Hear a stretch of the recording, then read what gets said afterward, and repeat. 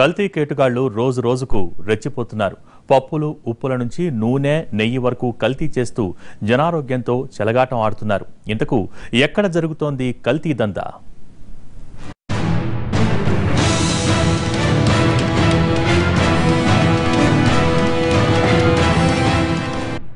నిజామాబాద్ జిల్లా పరిధిలో కల్తీ మాఫియా దందాలు నానాటికి పెరిగిపోతున్నాయి.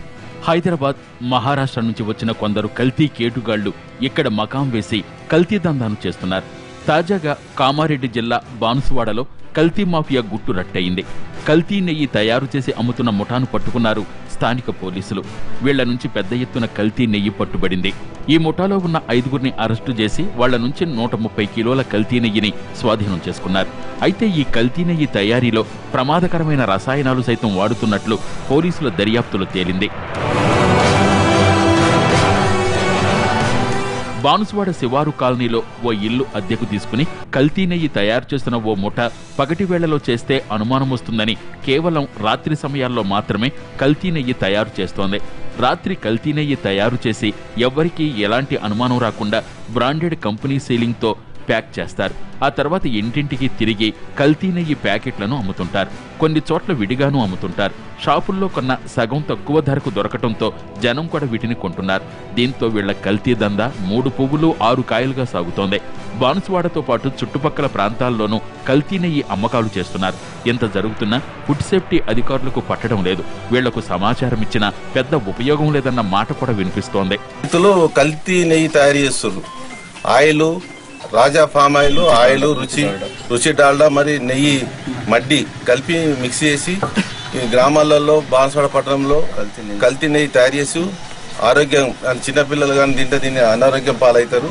వీళ్ళ మీద చర్య తీసుకుంటాము. కేసు నమోదు చేసి వీళ్ళపైన కఠిన చర్య తీసుకుంటాం. నిజామాబాద్, కామారెడ్డి, బాన్సువాడ, ఎల్లారెడ్డి కేంద్రాలుగా గత కొంతకాలంగా కల్తీ మాఫియా రెచ్చిపోతోంది. పప్పులు, ఉప్పులు, నూనెలు, నెయ్యి కల్తీ చేస్తూ లక్షలు సంపాదించేస్తున్నారు. రాత్రి వేళల్లో తయారు చేసి పగటి వేళల్లో అమ్మకాలు జరుపుతుంటారు. ఇందులో కూడా కల్తీ కేటుగాళ్లు తెలివితేటలు చూపుతుంటారు. కాలనీల్లో మహిళలను పంపించి మరీ అమ్ముతుంటారు.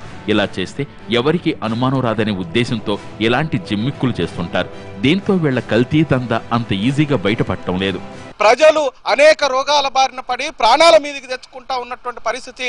ఈరోజు ప్రజల ప్రాణాలతో చెలగాటమాడేటువంటి వ్యాపారస్తులకి అధికార పార్టీ నాయకులు, అధికారులు అండగా ఉండటం మూలంగా ఈరోజు కల్తీ వ్యాపారం కొనసాగుతూ ఉన్నది. కఠినంగా శిక్షించే మాత్రం అవి జరిగేది కాదు. ప్రజల ప్రాణాలతోటి చెలగాటమాడుతూ ఉన్నారు అధికారులు, వ్యాపారస్తులు. ఇది సరైంది కాదు.